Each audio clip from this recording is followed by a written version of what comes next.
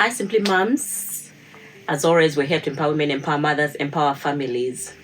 My name is Leah, as usual, and today we have a guest. But before we start, can you please subscribe? It gives us motivation to keep recording and getting, all the information out for you. So it would be a really good thing if you subscribed. All right, so let's get into it. Today we have a guest, and her name is Lavin. Welcome, Lavin. Thank you. She's going to introduce herself. Okay, so my name's Laverne Major. I'm a single mom of 3 children. My eldest is going to be 21 in a couple of days, I would say, 2 weeks. I have a 12 and a 13-year-old, so teenagers. Yay. So it's all go at the minute, yeah. And my daughter's just about to graduate uni as well, so shout out to Leia. Well done, girl. But yeah, so, I'm in the thick of it, of motherhood. I also have a business, which I've been running independently for the last 7 years. I'm a female empowerment coach. And what I do is I empower women to step into their higher selves, for them to believe in themselves, to build confidence and self-esteem, and also provide them with a safe sisterhood so that they can relate to other women and they can feel empowered. Our ethos in the business is it's all about women empowering others to empower themselves. And it's about sharing the art of collaboration, and learning that when women work together, really amazing things happen. And there's no better way to inspire another woman but to show them how incredible another woman actually is. So that's kind of what I do. We do so many different things. So we do photo shoots, self-love transformations. We have catwalk and confidence classes. So, women, the way you walk, the way you enter a space, speaks volumes. So we give women the opportunity to step, with power and to see themselves in a different light and who they always knew they were.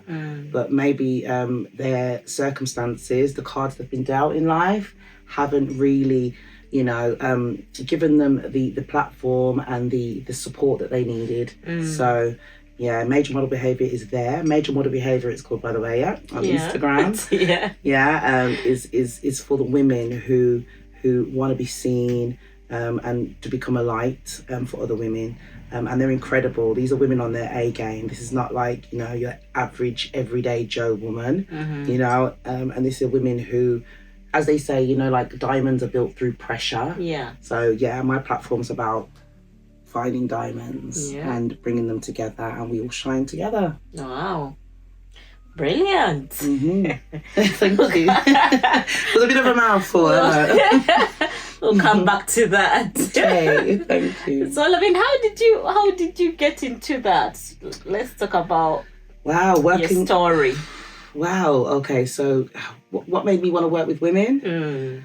I'll be honest with you. In the very beginning of my journey, I actually didn't want to work with women. I was like afraid, thinking, I don't know. Like I just didn't think that women would respect me, and I just think, oh God, who am I to go out there and say I'm going to do this and do that for women? So I had a lot of that self-doubt, I would say, imposter syndrome as well because of my story. But as I began to tell my story, which I'm going to share with you now, it became very evident to me that this is purpose, and I was always meant to work with women. And my story was for that. So I grew up in care. So let's dig in a bit into that. Okay, so so you grew up in care after being separated from your parents at a young age. I did, so how was that for you? Oh, words can't really put it into words. Like the experiences. So basically, I was an orphan for 16 years, okay? So I've experienced, and sometimes I look back and have to remind myself that I was an orphan for 16 years, and I've experienced what it feels like to not have parents and not know what they look like, what they sound like, the love that they would give to you. And you kind of, as a child, you create a little dream world, in your head of what you'd imagine them to be. All right. And so from a young age, I was a dreamer. Had a very big imagination. Yeah. And I really did. I used to tell people all these stories, like about this, my mum this and my dad that. Oh God, yeah. Oh, bless. Yeah. I used to do all of that. And I think that was probably my safe space as a child, you know. Yeah. So how was that in Kenya? So in Kenya, it wasn't nice. I'll say that. It's a very lonely place as a child. You do feel invisible. You're definitely at the bottom of the barrel. Okay. You know, just in terms of, you know, not having parents, you have no identity. So your identity is given to you at every single place you go to. You know, if you are lucky enough to have foster carers that understand that and care about you enough to help you find and discover who you are, because you know, then you'll be okay, you know. But for me, I found like it was a very scary experience. I went in at 18 months old, so I was a baby. So from I can remember, you know, I had people I looked at and I was like, this can't be my mum and dad because they're English, they're white.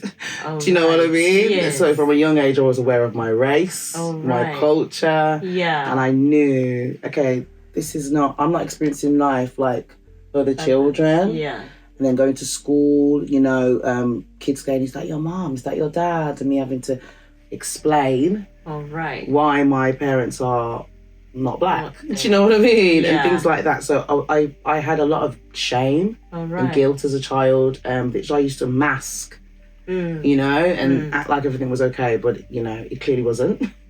But yeah, I also had some positive experiences because I was able to live in lots of different family environments and experience life like in a married household and in a Christian household and then in a more liberal cosmopolitan household and you know, and see how just different people did life and why they would foster a child, because that was probably one of the things that I used to think, why would you want to do, you know, are you doing this for the love or are you doing it for the job, you know? So it opened my eyes from a very young age. I became very, very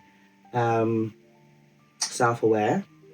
I became very conscious. I understood that human beings are human beings from a very young age, and you know, that the way you carry yourself is going to precede you in life, no matter how old you are. You know, how you enter a space, even as a baby, people judge you from the get-go, you know? So I was aware of that. So I knew that I needed to make sure that I was like, I'm not going to look like what I've been through.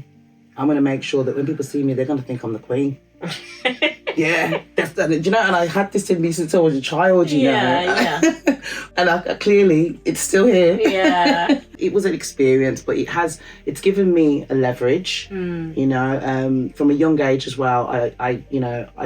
God found me. I was going to say I found God, but God found me, right? And, you know, I've had a very close relationship with God because, you know, I needed to figure life out and why this was happening to me. And, you know, I met adults that weren't very nice, you know, like, you know, I experienced abuse in care. Oh, no. I experienced everything that you wouldn't want your child to go through. Yeah. I experienced it, saw it, and had to sit there and question God and say, why? And I remember when I was about 8 years old as well, I got to a point in my life where I was like, okay, I'm done now. I literally was, and I was done with life. I was and I was 8. And I said to God, I was like, okay, I'm ready to go. I'm not staying here. Yeah. And I was like, but then I was too coward to like actually do anything. But I was thinking, I was questioning, like, how can I do this without it hurting? And this is why at this age, I do what I do in my business, because I remember I was fully conscious and aware at 8 years old, what's right and wrong and how life should feel, you know? Yeah. And I remember saying, okay, if I'm going to stay in this world, I'm going to become like the bad people that I've met along this journey, and I'm not going to be a victim. You know, it's when you get to that stage of I'm not going to be a victim, and it's survival now. You know, or let me just take myself out of this. You know, and I remember my because I have a sister, and she was just like, "Oh no, you're not." she was my backbone when I was a child. I'm not gonna lie. How many are you? How many siblings? So there's 4 of us. All right. Yeah. So I've got a sister and I've got 2 brothers. Yeah. And they're all in care. Yeah, we've all been in care. Yeah, we've all got a story to tell. Wow. Luckily, me and my sister stayed together. In the same house. Yeah. We had a really lovely social worker at the time called Peter Tozer. And I'll never forget him. He was lovely, and we were very close. Me and my sister were very forward, very bright children, and he kind of took us under his wing because of that, and assured that we had private education at the age of 2 and 3. You know, my sister used to read encyclopedias for fun. We were very advanced.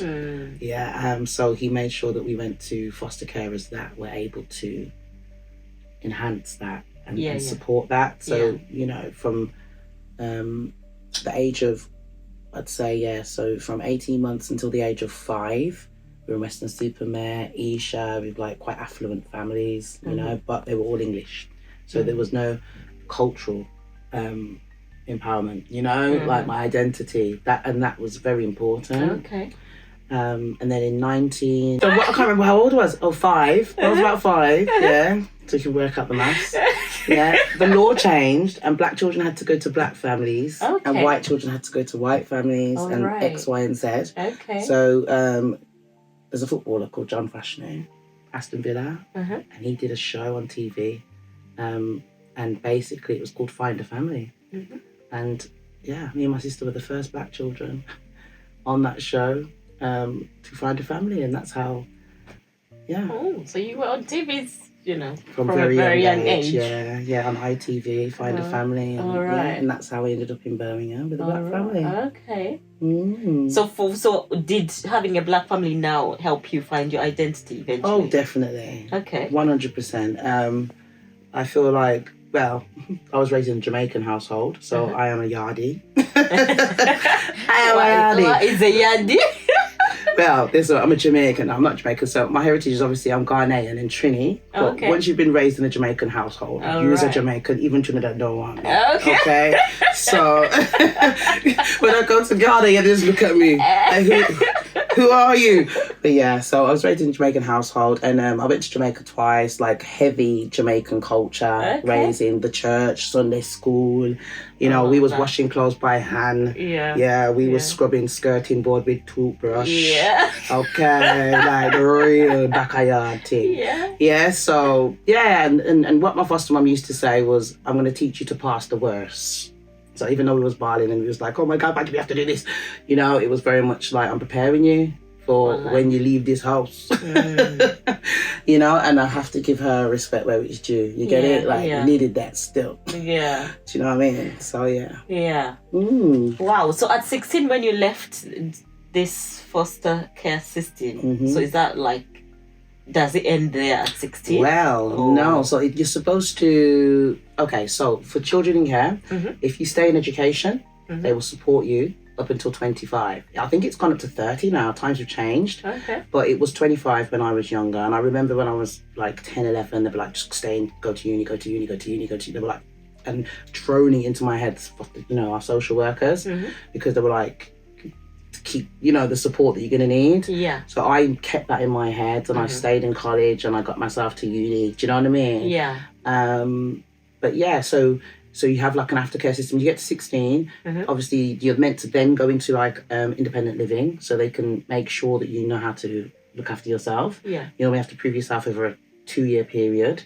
If that goes well, yourself. So that's all you pay your rent. You're never kicked out for disobeying the rules. You can cook, you can clean. Like so, you know, there's support workers in hostels that kind of monitor the young people that engage. Not everybody engages. You know, like a lot of young people in those situations are coming from some heavy trauma. They have no time to be talking to anybody. They're trying to still survive and maintain their mental health. Yeah. Those who've been in the system will understand what I'm talking about. Yeah. And support workers don't always have the skills or the life experience to know how to talk to those young people or how to deal with them. They just see them as scum. no. And young people that have like, you've left your mum and dad's house because you don't want to listen. Like they can't relate whatsoever to what that young person is actually being through. But what I would say is, I had skills that allowed me to know how to, one, engage with the support workers and the system, but also, keep it real. Do you know what I mean? And understand that I'm still in this. Yeah. And I was probably the one that a lot of the young girls in the hostels would come in there and see me as a safe person. All right. And it's attached to me. So I've been empowering girls from a young age. From I can remember, and probably why I said I need to turn this into a business, because I spend more time doing it, helping women than I actually do doing anything else. So I think I saw a lot being a woman, the challenges that we go through, and that if you don't have a role model or someone looking out for you, it's very easy to go down the wrong path and stay and be stuck there. Yeah. So if you were speaking to a foster carer out there, what advice would you give them in terms of good question, handling the kids? So first of all, because you've been through that, how can you advise the foster carers? Well, it's a really good question, and I feel that being a foster carer is something that needs to be taken very seriously.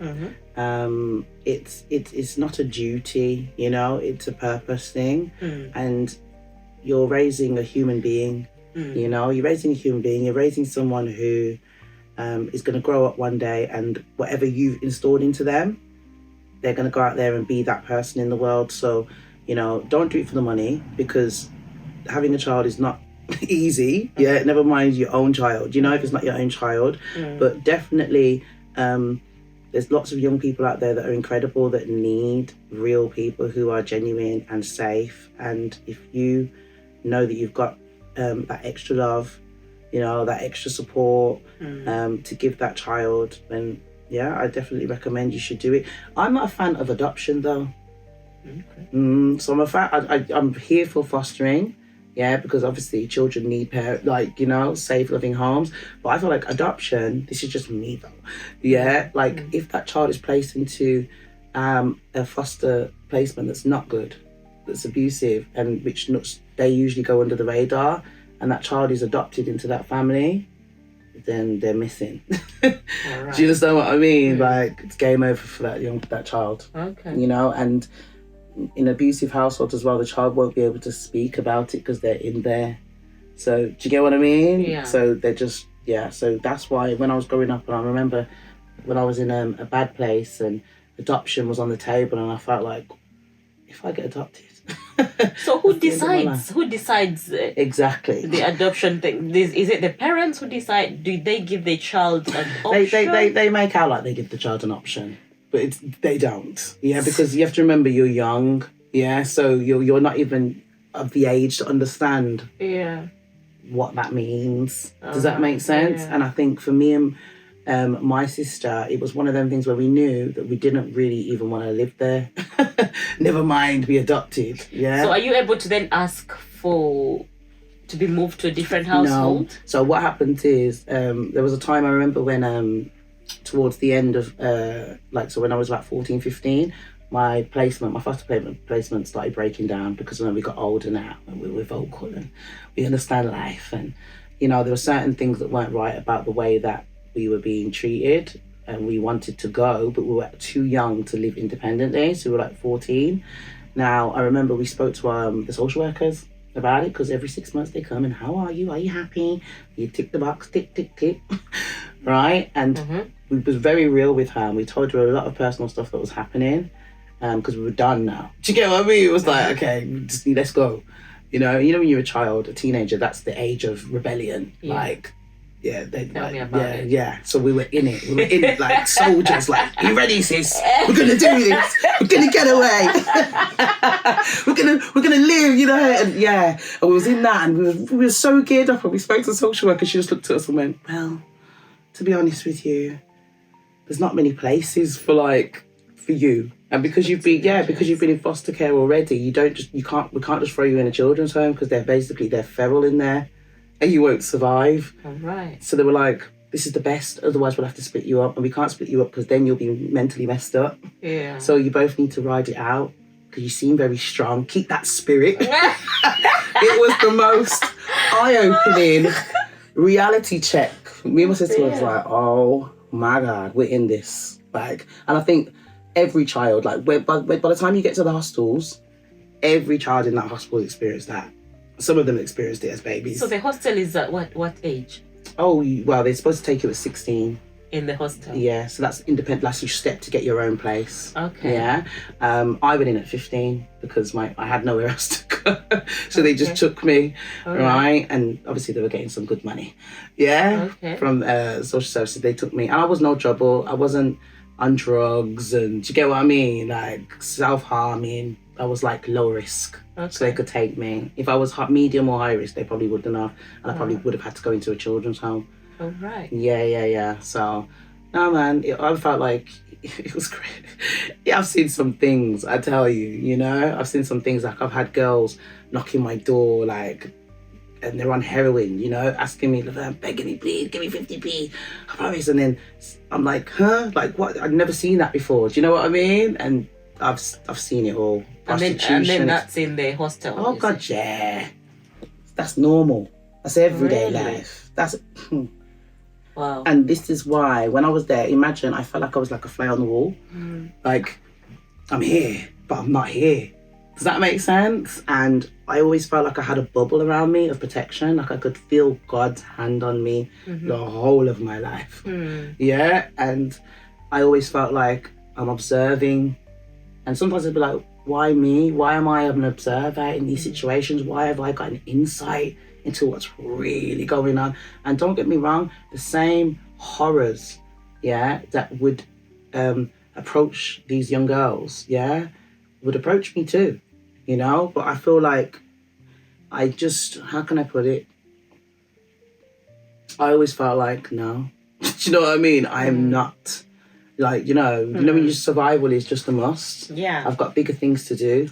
Ain't no one coming to take me out, you know? And yeah, I just had this fighter spirit. Yeah. You know? Yeah, I see you went through a lot of difficult stuff, but this didn't define you as a person. You've come out on the other side. So what drove you? What pushed you to get out of that type of think life? Mainly because I realised that anyone coming from that world, there's no in between. It's like you're surviving or you're not. You know, and I know that I wanted to survive. You know, like, what's the point in going for all of that for nothing? You know, and also, like, you know, I have talent, I have dreams, I have aspirations. Why can't I have them? Just because I've been in care, you know, and just because a human being told me that I can't have these things, you know, and I, you know, because I had a strong relationship with God and I read the Bible and I understand His word, and God said, I am. You know, it's me. I run things. You get what I'm saying? And God will show you when He's got His hand on you, you know, and God showed me, I got you, don't worry. And many times I've been in some situations where only God, you know, why I'm sitting here today. Yeah. But I realised that it was to help others, you know, and I know, like, what I'm saying, when I'm telling you this and you look shocked, I'm a bit like, what, she doesn't know these things like this. But no, but you know what I mean? I'm like, I forget that people don't know. So that's why we need to tell them. Yeah, I forgot people don't know, like, what's going on down here. And it's also important that, you know, like when you're a mum, yeah, and you've got teenagers and they're wilding out. Like, I've got teenagers now, and mate, you have to be a superpower to deal with this. Yeah. Like, it's not even their fault, bless them. They don't even know. Yeah, yeah, but it happens. And there's a lot of parents that the clash is so intense that children end up leaving the home. And a lot of these parents don't actually know what those children are going out into. And I think it's very important as well with the business that I do. Like, you know, I'm looking forward to really be talking and telling people what's out there. And that was how many years ago? Now it's a lot worse. I can only imagine what's going on out there. And it's something that I'm so passionate about, getting out there and really making sure that these young girls, not even just girls, young people in general, you know, can see that there's the elders, as we're called, that we haven't forgotten them and we know they exist, and that there's, you know, the older, with the elders, like your elders, the elders, that's it, the elders, So you know, we used to be the young thing. Now the elders, where, like I said, when we were young, you need to look up to someone. Like, what do I do? Where do I go? Yeah. And I think, it's about making sure that there are leaders there that are specifically for those type of young people. Yeah. So you went ahead and you went to university. How was that? Oh God, it was scary. Yeah. Scary. So imposter syndrome is very, very real for me. I'm much better at it with it now. We all have imposter syndrome. This is it, right? It does happen. This is it. And I think it can be a massive barrier. Yeah. You know, and because you can be in a space and not what's the word? Utilize your opportunities properly. Yes. Yeah, because of this imposter syndrome. So when I went to uni, I remember I was young, I was 19, and I'd literally left the hostel, got my own place, and went to uni. And as with everything in my life, everything was happening at the same time. And when I went to uni, remember, I cut off all of my friends because none of my friends were uni people. Right. Does that make sense? They wouldn't even, no, definitely not. Yeah. So I was like, okay, this is a new life for me now. I've made it. And you know, and then I remember being lonely. Loneliness hit me. And loneliness is just, me and loneliness doesn't work. So I was like, okay, you know, what do you do? I said, you're grown. And I said, oh, get a boyfriend. That's what people do. Like, that's what big people do. No, thank you. Where were you when I needed you? This is the thing. And this is what isolation and loneliness does. Okay, yeah? So I was isolated myself. Then I became lonely. Then I was like, okay, you get yourself a boyfriend. So, you know, just be open-minded. Because I was very strict before that. With boyfriends, I was 0. Because I was like, I must get a place, get to uni, And then when I got to uni, I felt like I'd made it. All right. So I didn't need to be so careful anymore. All right. Yeah. Stupid thing to do. Don't ever do that, teenagers, okay? It's not the one. Finish uni. Okay? So that happened. And I think, the imposter syndrome of knowing... So what happened? You got a boyfriend? Yeah, I got a boyfriend. I was very young and inexperienced, and I got pregnant. Yeah. So within 3 months of starting uni, I got pregnant. Oh no. Yeah, and I just remember the older the mature students in there. They were like, "Oh no!" And I felt so disappointed. I was like, literally, like, "Oh, how could you do this to your life? You did so well, and now you've messed up." And you know, my daughter's father and stuff, he wasn't really. He didn't want to have a child at that time, basically. And I was like, well, I'm going to have a child anyway. Yeah. So, it was one of them. I was like, right, you're going to be a single mum. How's this going to work? And I remember telling my social workers, I'd just got my place. You know, they were about to pattern me up with, like, you know, a grant, because you get a grant as well from social services. And they were saying, oh, yeah, we'll get you a car. And basically what parents would normally do for their child. Okay. For uni? Yeah, okay. If you get there. All right. Most kids don't. So they sit there with that. Okay. You get it? So even me getting over the barrier, they're like, oh my God, it's a big thing. Oh, wow. Yeah, it's a big thing. If you look at the statistics of young people from the care system that get to even make it alive past 18, it's pretty bad. Wow. So, so I got to the uni, and obviously when I got pregnant, she was like, nah. And I was like, I'm sorry. And then, you know, she was like, are you going to keep it? And I was like, what? And I was really, at the time, like, shocked, like, she wasn't encouraged. She wasn't telling me to have an abortion, but she was like, are you thinking about this straight? But, you know, you got all the support. And then she basically said to me, like, if I have my child, then that's the end of social services support. All like, right. you're on your own, Laverne, and so you need to think about this.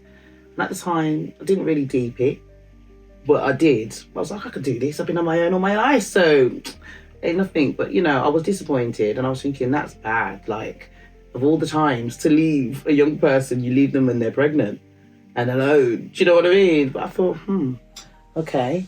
And then she said, because if we stay with you, you know, we'd have to also support the baby. Like, you know, your child would be in the system. You don't want that, and blah, blah, blah. And I said, all right, cool. So social services support ended, and I carried on at uni for as long as I literally could. And, you know, pregnancy, vomiting. Oh, God, I'm really bad. Morning sicknesses. beats me up. So I couldn't do uni anymore, and then I dropped out.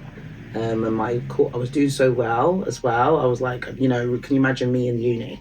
I was aspiring, you know, and they were like, Oliver, come back in a year. Yeah, but can you not go, like, are you not allowed to go back after? Complete, yeah, you did, and I did. I went back. Yeah. And I still couldn't manage. I remember I went back when my daughter was 4 months, she was newborn, and I remember dropping her off at nursery and handing over £1,000 in fees, and it was just a madness. And you know, it was new for me. That's when it became a little bit too much. Like I could do independent, but with a baby and bills and this and grant. I remember that you're not entitled to this when you're at uni, and you know, like council tax and all them things. It messes up your rent. Okay. It was just too much. I was like, okay, I can't. This is too much for me. Let me focus on my child. And I just threw myself like 100% into motherhood. Yeah. Yeah. So how was motherhood for you then? You start your journey of motherhood. Yeah. So motherhood was beautiful. It's beautiful. Yeah. I love being a mother. I'm so happy. Apart from obviously, you know, pregnancy's a bit of a mad one. But babe, like having my daughter, I you know, all the feelings and emotions that come from being a mother. First of all, feeling proud that I've reproduced, you know, and put a human on the planet. You know, that's the first joy. Second of all, like the beauty of just babies and humans and what God's given us, and the fact that we're women and we can produce that. Like, it's such a beautiful thing. Having my daughter, we were like, you know, like very close, obviously, because I was young. And I kind of relived my childhood with my daughter. So everything I didn't have, you wanted to. I gave. So how was that?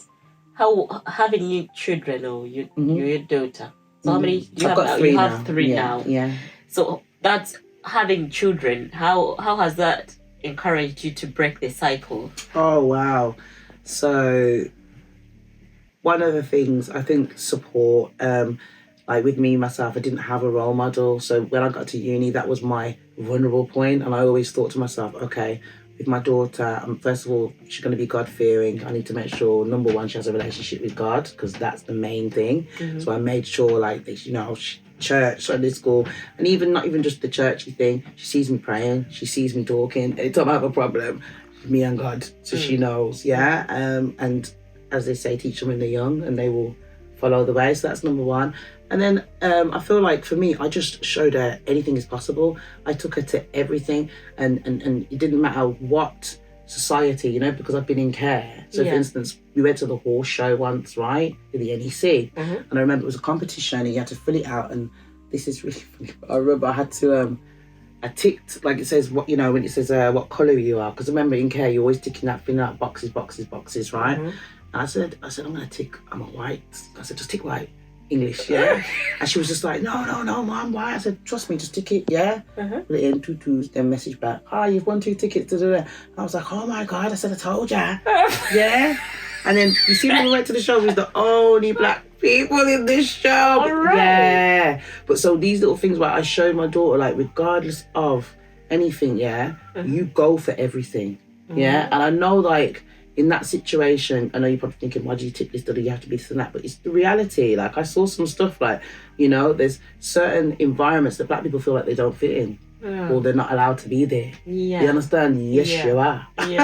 And you know what I'm saying? And I feel like, for me, being in care and experiencing so many different things, I went to good schools because I was in care. Do you know what I mean? So I had good education. So I was able to see the difference with the young people that didn't have good education. And I think for my daughter, that's what I made sure she had. She had access to the education that they give you in school. And then she also had extracurricular, which I gave her. So whether that's scouts, whether we're doing music, whether we're at the theatre, like I made sure that her life experience were wide from a very young age, and that she'd feel comfortable in any environment, you know? And I think, and you know, she's a film student now, you know, she wants to be a film director, film producer. She's,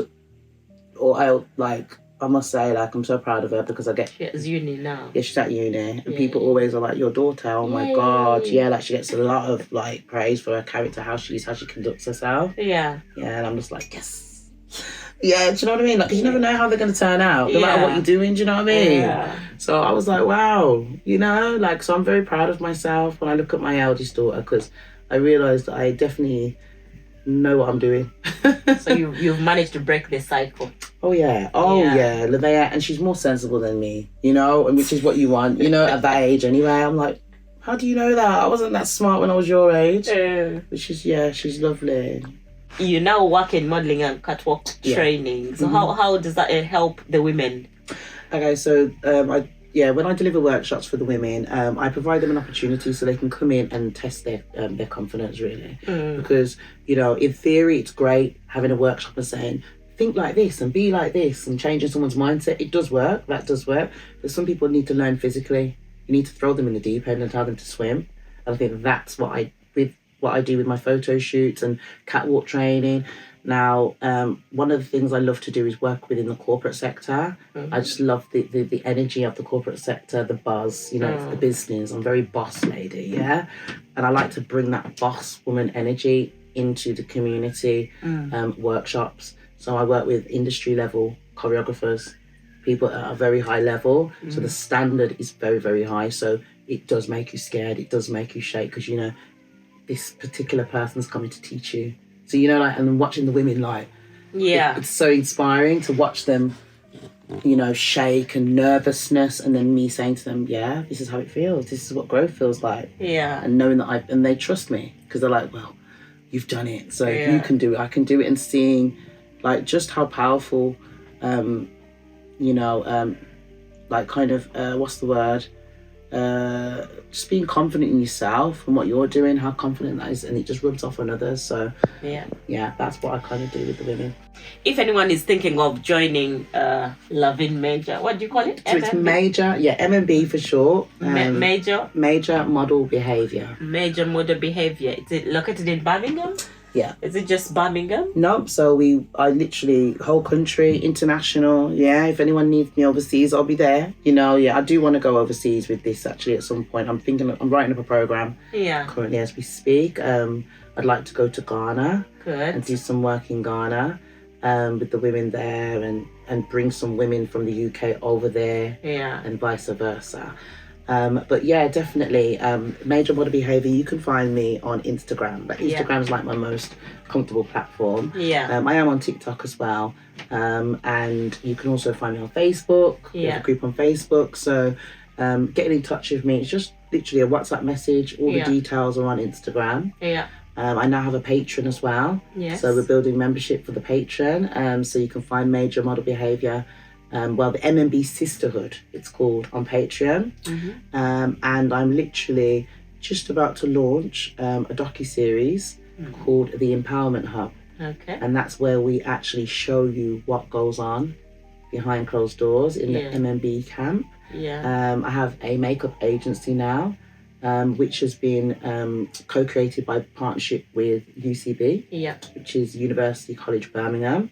And they provide me with makeup artists, level 3, 4, so graduates and alumni who will come to do projects where we empower women. So let's just say we might do a burlesque experience, and these women will come with mood boards and do 19, 20 makeovers. And, you know, some women, I keep them on and they become paid staff within the business, and some will just come for work experience to build up their portfolios as well. So it's the modelling side, it's the makeup. We've got media side as well. So I have videographers, I have photographers, females that want to come and build their portfolios as well and their contacts. So it's like become an ecosystem now, you know, of women in business, women wanted to be in business, and everyone just kind of taps into each other to work together. Wow. And this has been running for 7 years. So if you're interested, mom, out there, feel free to contact her. She'll put the details. She'll comment in the comment section. I will do. All details will be there. Thank you so much. All right. Thanks, Lovin. It's been lovely. Thank you for sharing your story. Thank you very much. I hope someone out there has been, has learned something out of it. Me too. Thank you so much for the opportunity as well, Leah. Thank you. You're welcome. Thank you all for watching Simply Mums. And like I said, subscribe. Don't forget to subscribe and hit that subscribe button. Until next time, ciao. Hi guys, I'm Laverne Major. Make sure you subscribe to Simply Mums podcast. It's amazing. Don't miss it.